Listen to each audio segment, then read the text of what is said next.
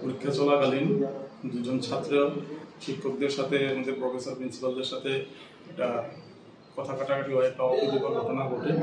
সেই সুবাদে কলেজের পক্ষ থেকে একটা অভিযোগ দাখিল করা হয় আমাদের কৈলাসহর থানাতে। কৈলাসহর থানাতে একটা মামলা আমরা রেজিস্টার করি, নথিভুক্ত করি। সেই মামলার নম্বর হচ্ছে 12 এবং আমরা আইপিসিতে 379, 353, 332, 511, 506 এবং 34 দ্বারা মামলাটা আমরা নথিভুক্ত করি।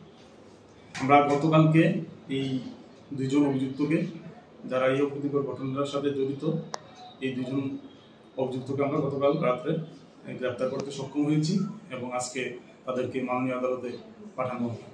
একজন হচ্ছে কিষান দেবনাথ, যার বাড়ি গৌরাঙ্গনগর, একজন হচ্ছে অভিজিৎ সরকার, যার বাড়ি দুর্গাপুর। তারা কিষান দেবনাথ বিএ 3rd সেমিস্টারের এবং অভিজিৎ 3rd সেমিস্টারের স্টুডেন্ট।